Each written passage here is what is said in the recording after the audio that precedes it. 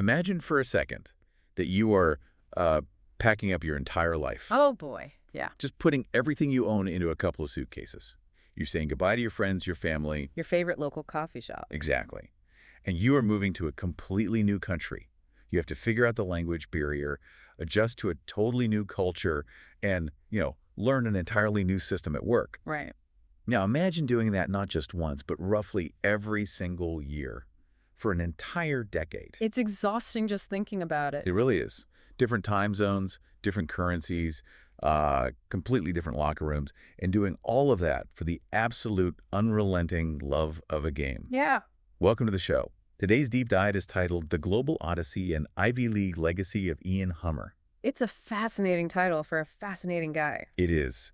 We're going to look really closely at the anatomy of an international basketball career. We're talking about the kind of overseas basketball journeyman lifestyle that usually happens, far away from the NBA cameras. Right, the stuff you don't see on primetime TV.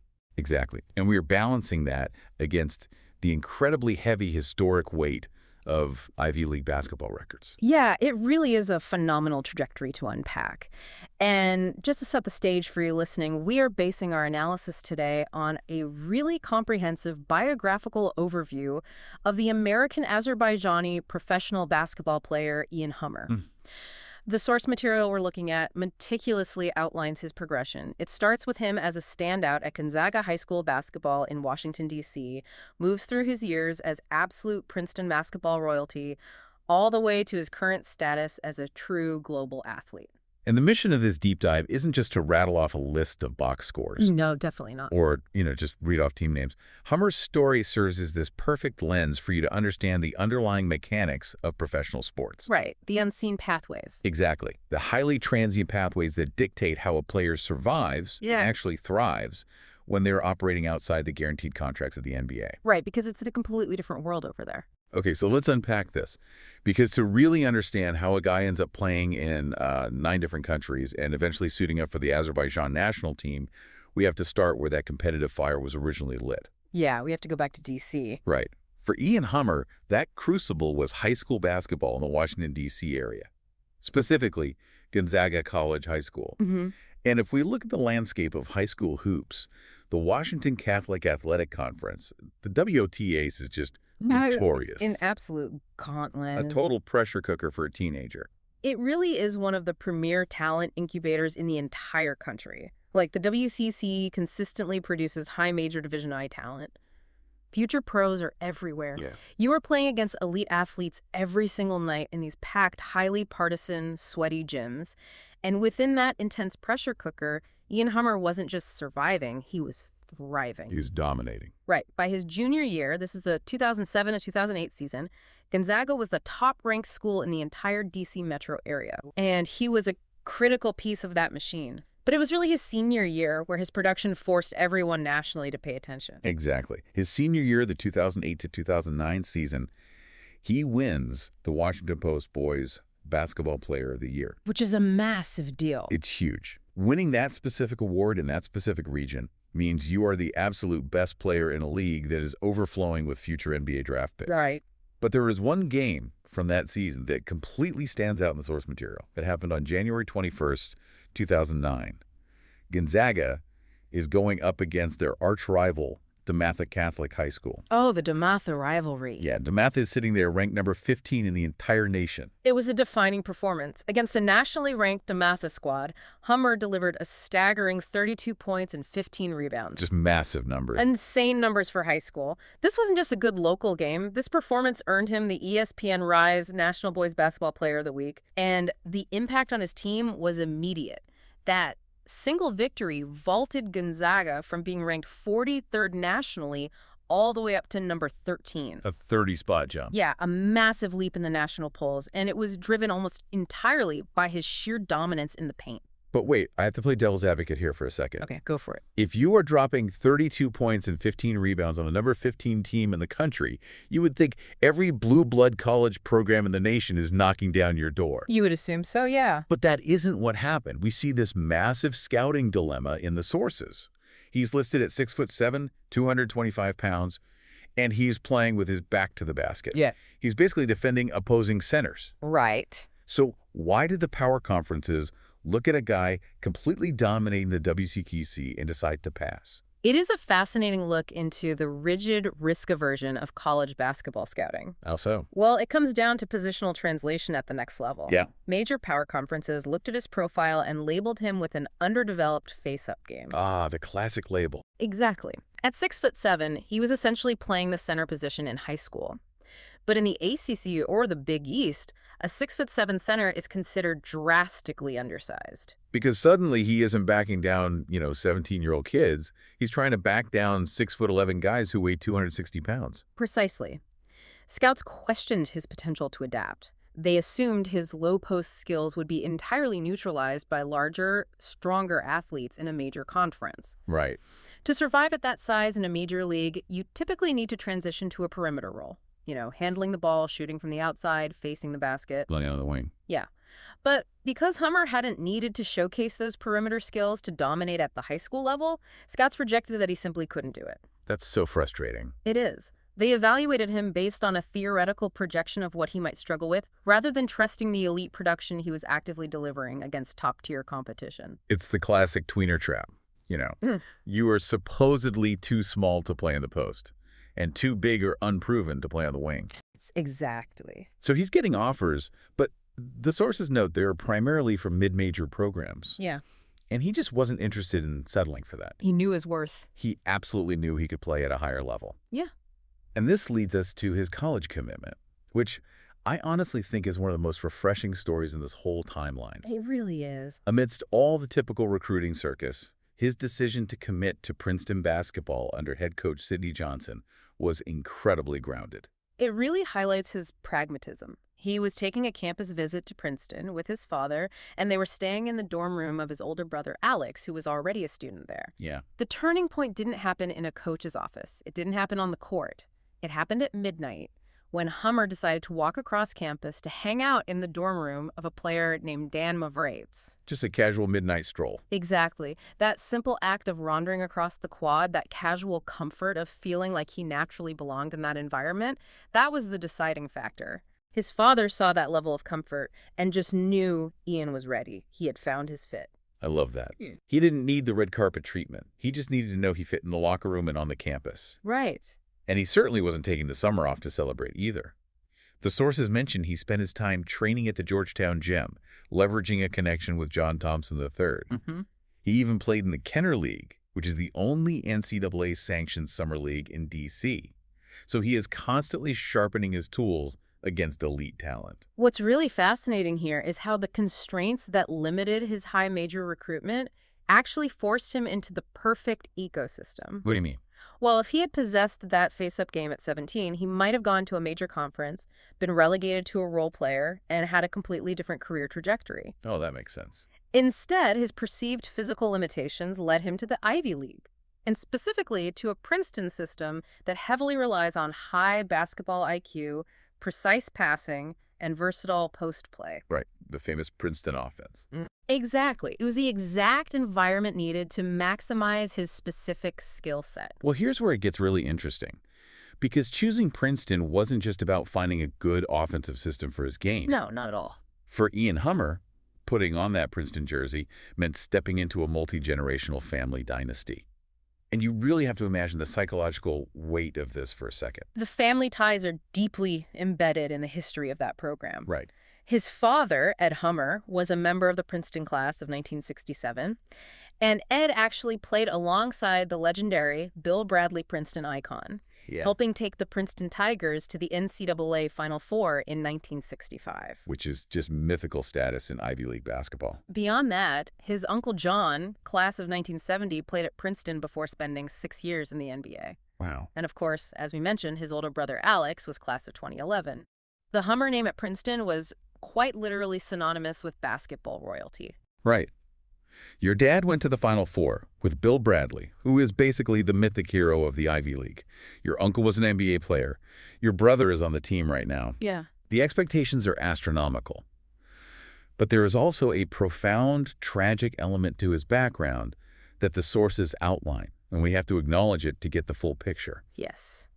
During his freshman year of high school, Ian's mother, Judy, passed away from breast cancer. It's a devastating loss at an incredibly vulnerable age. Absolutely. If we look at the timeline here, he is navigating the intense pressure cooker of the WCAC, dealing with national media attention, facing the frustrations of the college recruiting process, and bearing the weight of this massive family legacy. Yeah. All while processing the profound grief of losing his mother as a teenager.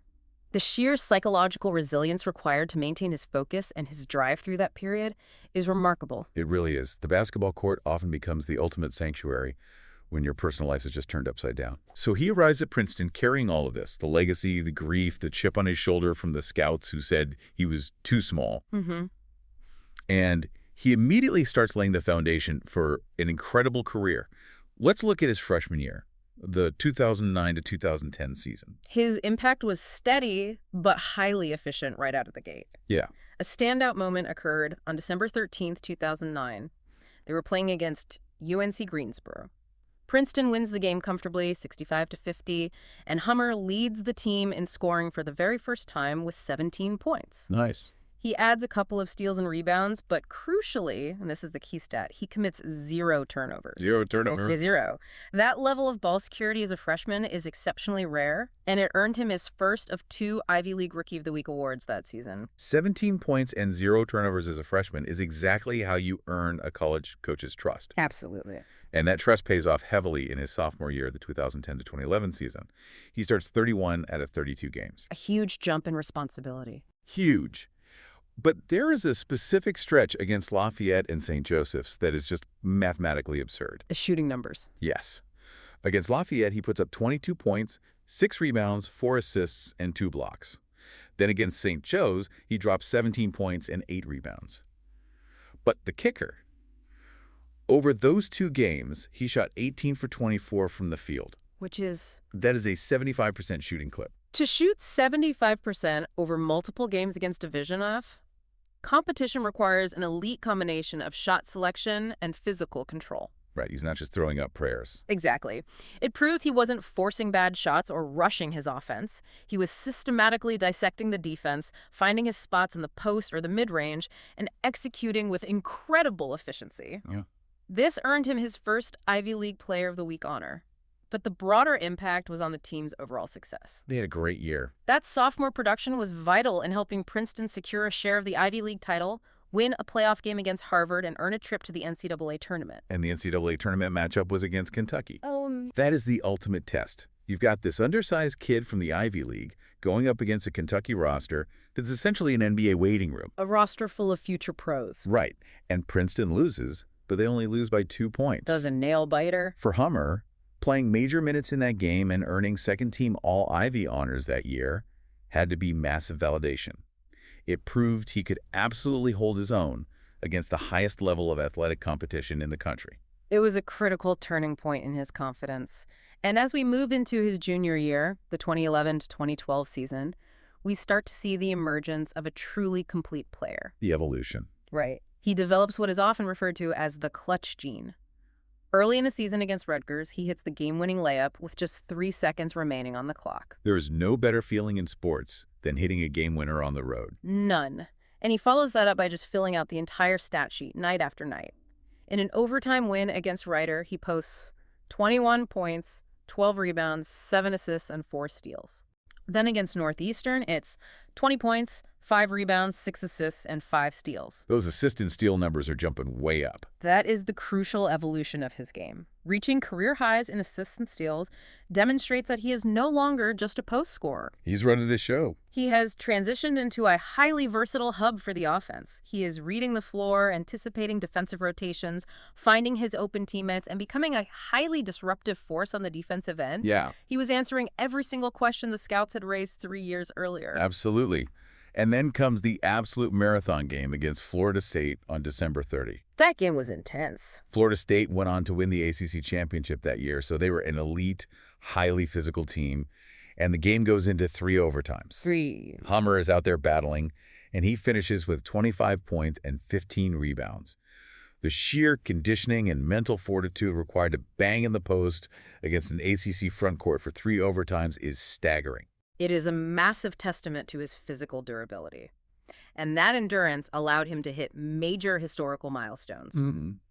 On February 4, against Yale, he scored 18 points to become the 29th Princeton Tiger to reach the 1,000-point mark. Incredible. Notably, he became the second member of the Hummer family to do so. Of course. But to truly understand the historical weight of his junior year, we really have to look at his total scoring output for the season, which was 515 points. Right, and that number is incredibly significant because 515 points was the highest single-season scoring total by a Princeton player since Bill Bradley. There it is. There is that name again, the ghost of Princeton's past. For decades, players had tried to reach that statistical stratosphere, and it's incredibly poetic that the player to finally breach it is the son of Bradley's former teammate. The narrative symmetry is quite profound. It really is. He finishes his junior year as a unanimous first-team All-Ivy selection. He's firmly established as the premier player in the conference. Right. This perfectly sets the stage for his senior year, the 2012 to 2013 season. He was named co-captain, and he was the unanimous preseason pick for Ivy League Player of the Year.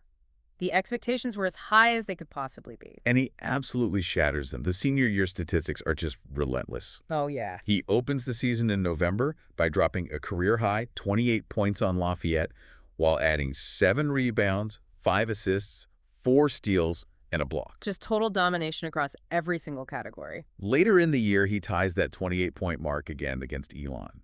But what really stands out is his absolute grip on the Player of the Week awards. His consistency was unparalleled that year. He wins Ivy League Player of the Week on December 10, then he wins it again on December 17th, and again on December 24. He became the first Princeton Tiger in the history of the program to earn the recognition 3 consecutive weeks. Winning it 3 weeks in a row is crazy. But wait, let me ask you about this. Sure. If you win Player of the Week 3 times in December, every single opposing coach in the Ivy League is spending their entire week figuring out how to stop you. Right, you're at the top of the scouting report. They are throwing double teams at you, denying you the ball, changing their defensive schemes entirely just for you. How does a player continue to put up those numbers when the entire gym knows he's the primary threat? That is exactly the mark of a truly elite offensive player. When the defense overcompensates to stop you from scoring, you have to possess the basketball IQ to pivot. Okay. If they double-team him in the post, he leverages those improved passing skills we talked about to find the open shooter. Right. If they deny him the ball on the block, he sets screens and operates from the high post.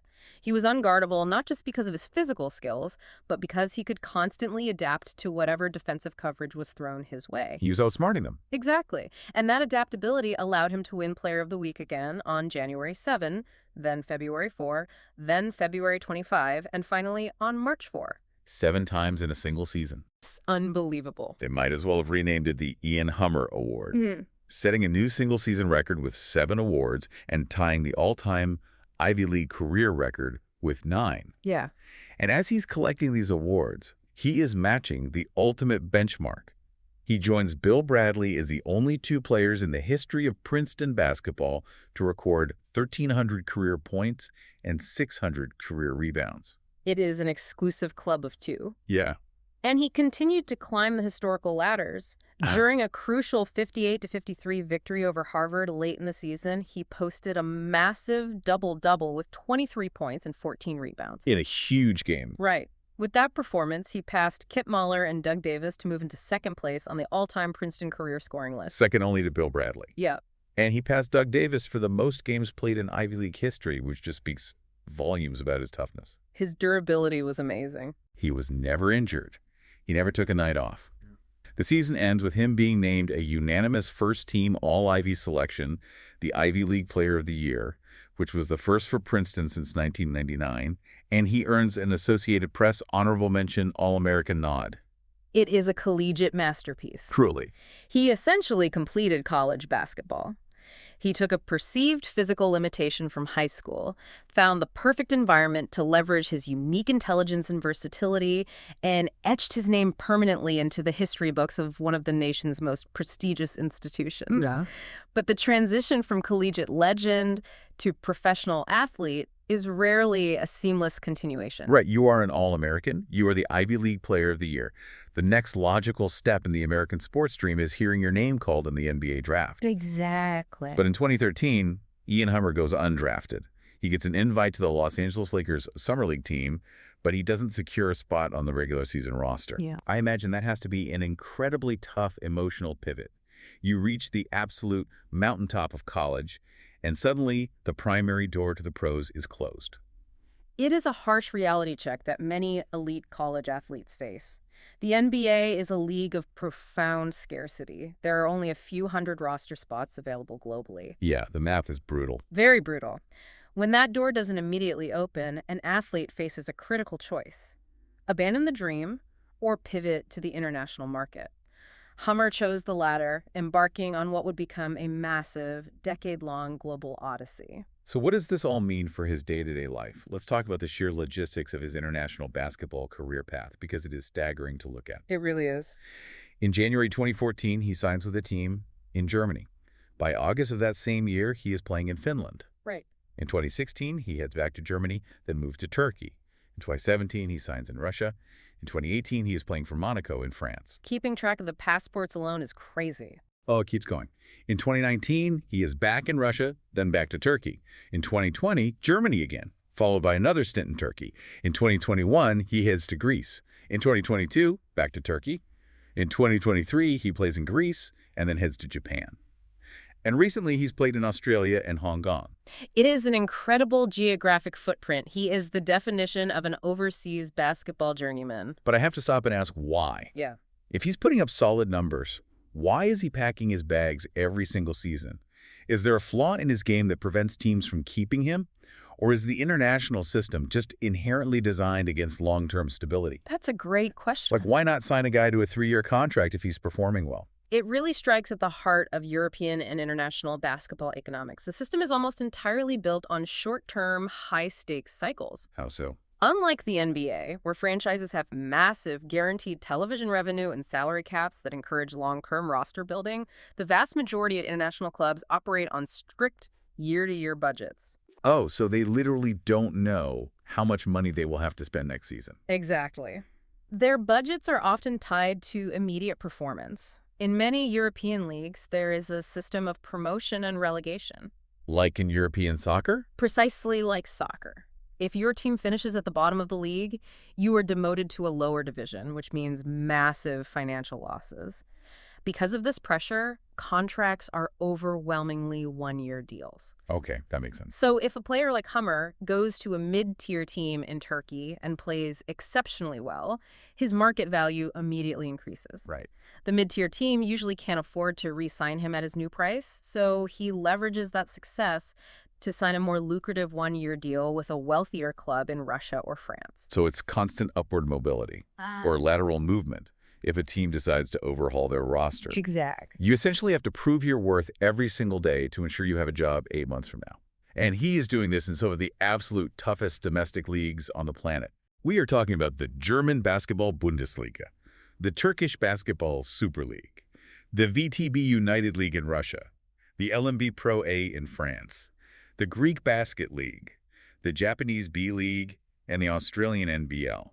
The tactical adaptability required to navigate that sequence of leagues is immense. I can't even imagine. A fan might look at that list and just see basketball. Yeah, the sources highlight this. For instance, during the 2021 to 2022 season, while playing for EKK Athens in the Greek Basket League, which is notoriously defensive and half-court oriented, he averaged 13.4 points, 6.4 rebounds, 2.3 assists, and 1.7 steals per game. That's really solid. Those are phenomenal numbers in a league that makes scoring very difficult, and it proves that his core basketball intelligence translated universally. It proves his game travels. Definitely. But we have to look at the human element here, the psychological toll. How does a person maintain their mental focus, their physical health, and any concept of home when their employer, their teammates, and their country of residence change every 8 to 12 months? It takes a special kind of person. You are dealing with different languages, different cultural norms, different currencies. You are living out of suitcases, thousands of miles away from your family. It requires a profound level of compartmentalization. To survive a decade in that environment, you have to become an absolute expert in rapid acclimation. The basketball port has to become your only constant, the only universal language that actually makes sense. You learn to find routine within the chaos. Right. But beyond the logistical challenges, living a nomadic lifestyle for 10 years fundamentally alters your identity. You are no longer just a kid from the DC area. Your worldview expands exponentially. Which perfectly sets up the fascinating twist in the late stages of his career. Yes, the international plot twist. His official nationality is now listed in the sources as American-Azerbaijani. Yeah. And in 2024, Ian Hummer debuted for the Azerbaijan men's national basketball team in the European pre-qualifiers for the 2027 FIBA Basketball World Cup. It's quite a jump. Let's just pause and appreciate the distance traveled here. A kid from Vienna, Virginia, who played high school ball in D.C. and college ball in New Jersey, is now putting on a jersey to represent Azerbaijan on the global stage. Right.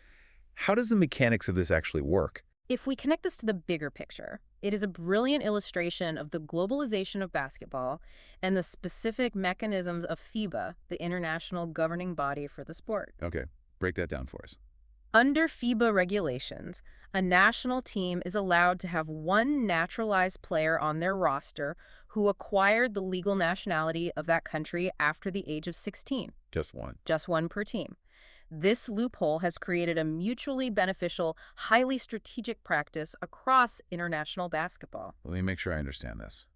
A country like Azerbaijan realizes they need a high-level big man to compete in European qualifiers. Right. So they look at the landscape of American professionals playing overseas, they identify a veteran like Hummer, who has a proven track record of adapting to European play, and they essentially recruit him to become a citizen. Precisely. For the emerging basketball nation, it provides an immediate high-level talent injection at a position of need. It elevates the entire national program. And what's in it for the player? For a player like Hummer, it offers an incredible set of opportunities. First, it grants them a second passport. Which is valuable. Incredibly valuable. In many European leagues, there are strict limits on the number of import or American players a team can have. Ah, quotas. Yes, import quotas. Having a European or Asian passport can drastically increase a player's value on the open market because they no longer count against that quota. That is incredibly smart business. It is highly strategic. And secondly, it allows the player to compete in prestigious international tournaments. You get the opportunity to play in World Cup qualifiers, experiencing the unique intensity of national team basketball, representing a country on the global stage. It really is the ultimate cosmopolitan athlete experience. Very much so. He is a global citizen of the sport.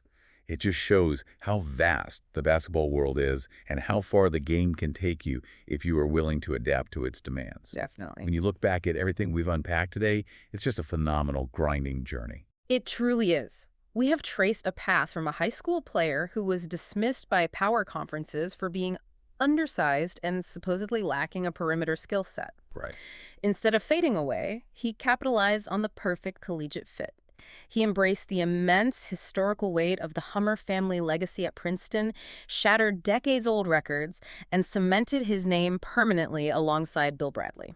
And when the traditional NBA path didn't materialize, he didn't quit. Not at all. He took his game to Germany, Finland, Turkey, Russia, France, Greece, Japan, Australia, and Hong Kong. He built a decade-long, globe-spanning career that the vast majority of basketball players can only dream of experiencing. It's an incredible resume. It is a massive testament to the value of finding the right fit rather than the biggest fit, and the relentless, tough adaptability required to be a true professional. That adaptability is precisely the concept I want to leave our listeners with today. Go ahead. This raises an important question, something for you to mull over after we sign off. Oh. Consider the sheer volume of different offensive schemes, defensive systems, foreign languages, and cultural norms that Ian Hummer has had to absorb and master over the last 10 years. It's mind-blowing. In our modern society, we frequently praise people for job loyalty, for staying in one place, or for finding a single permanent home in their career. Right, climbing the corporate ladder at one company. Exactly. But what can we learn from the extreme adaptability of the global journeyman athlete? Does constantly changing your environment prevent you from ever truly settling down? Or is the constant friction of the unknown the very thing that keeps your skills sharp, your mind engaged, and your career thriving? That is a brilliant thought to end on. Does the comfort of staying in one place make us complacent? And does the challenge of the unknown keep us elite? Exactly. It's a question we can all apply, whether we're navigating a new corporate job or playing power forward in Azerbaijan. Well said. Thank you so much for joining us on this exploration of the global odyssey and Ivy League legacy of Ian Hummer. We love taking these deep dives with you, unpacking the facts and finding the human stories hidden inside the statistics. Until next time, keep questioning, keep learning, and we will catch you on the next deep dive.